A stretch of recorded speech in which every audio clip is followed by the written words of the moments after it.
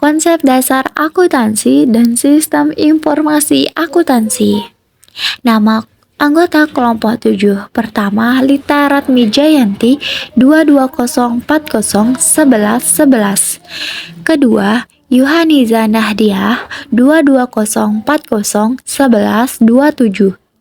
Ketiga, Zuriati Faziah 220401129. Kelas 4D Pendidikan Ekonomi. Submateri. Pertama, konsep dasar akuntansi. Kedua, sistem dasar akuntansi. Konsep dasar akuntansi. Akuntansi memiliki konsep dasar tertentu. Penyajian informasi keuangan. Dunia usaha sangat membutuhkan informasi keuangan sebagai pedoman dalam pengambilan keputusan. Itulah sebabnya akuntansi sering disebut sebagai bahasa bisnis atau business of legend, berfungsi mengomunikasikan informasi lapangan keuangan suatu perusahaan kepada pihak-pihak yang berkepentingan atau stakeholder. Perkembangan akuntansi zaman kuno. Perkembangan akuntansi dapat ditelusuri sekira 3000 tahun sebelum Masehi. Sejarah mencatat pada pembuatan piramida dan sekitaran tahun 2650 Masehi telah dilakukan pencatatan akuntansi. Selanjutnya pada 4000 Masehi di Babilonia terdapat catatan akuntansi yang tertulis di tembok. Catatan akuntansi inilah yang menjadi bukti perkembangan akuntansi zaman Yunani dan Romawi kuno. Pada zaman itu, akuntansi hanya bersifat alat. Pencatatan belum disebut sebagai ilmu.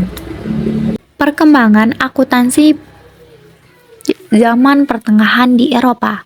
Pada pertengahan abad ke-14, para pedagang di Genio, Italia mencatat harta saat berangkat dan akhir berlayar.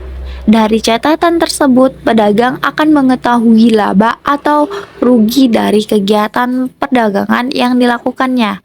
Selanjutnya, itulah istilah akuntansi mulai dikenal sebagai sistem tata buku berpasangan atau double entry book. Sistem ini pertama kali dikenal oleh Luca Pacioli pada 1494.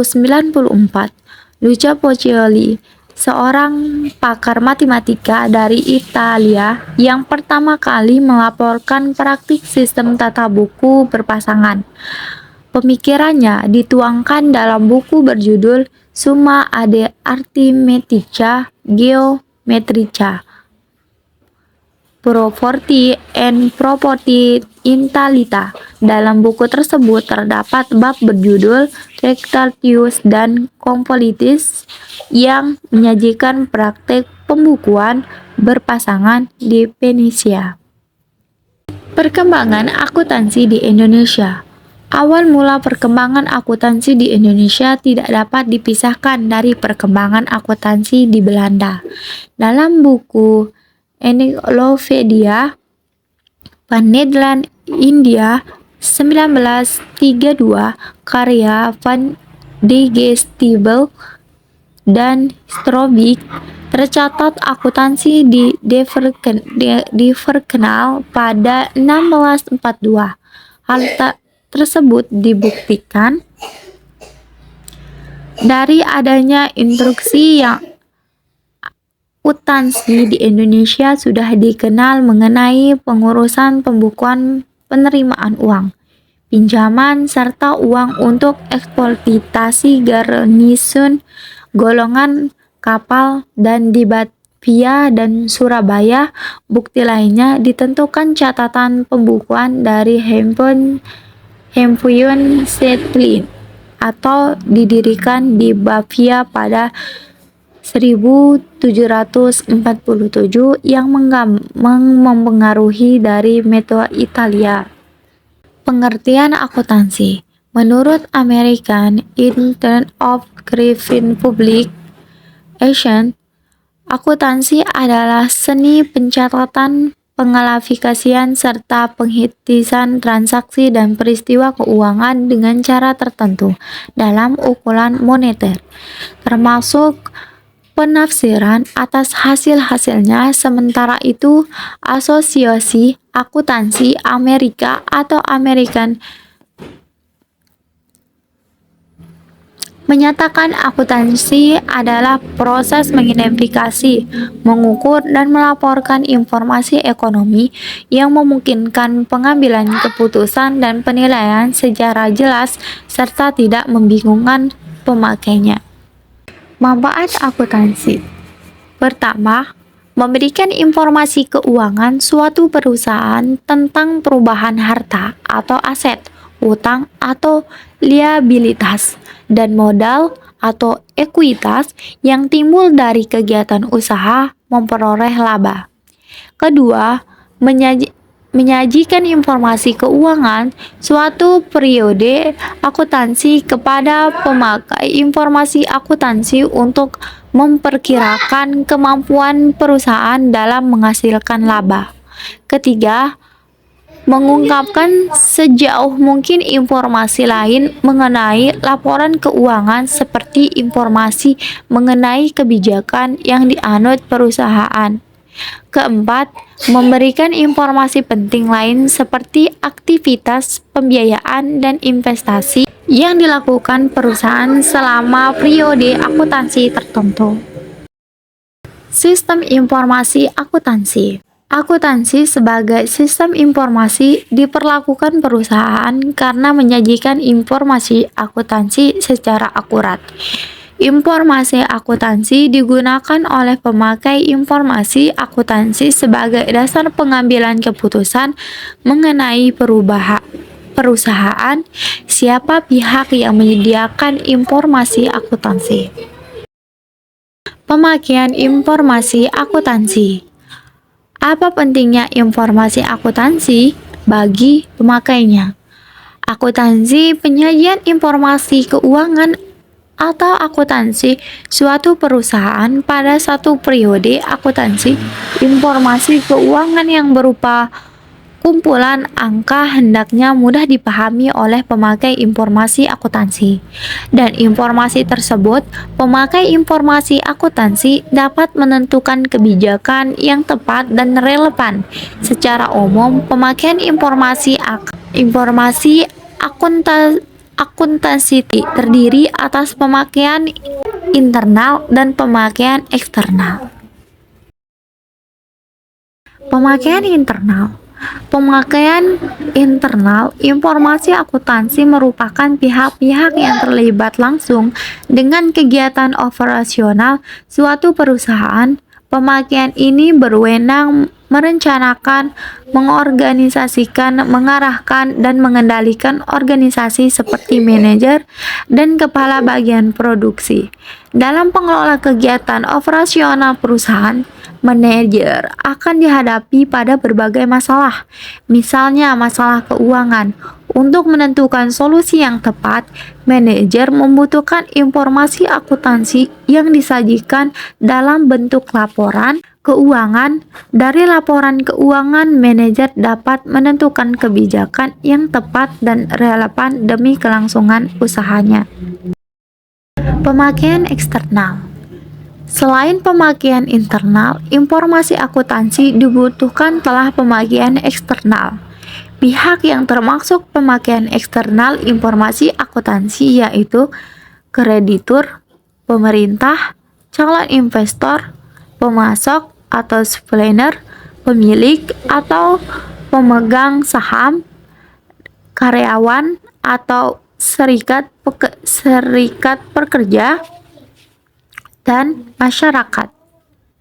Karakteristik kualitas informasi akuntansi.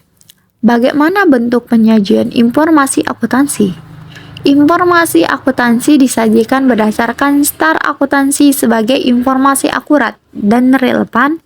Standar akuntansi diperlukan untuk memudahkan penyusunan lapangan keuangan.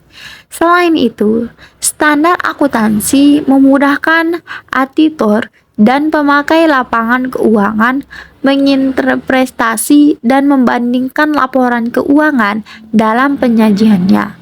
Laporan keuangan juga harus memiliki sifat dan tujuan. Sifat laporan keuangan.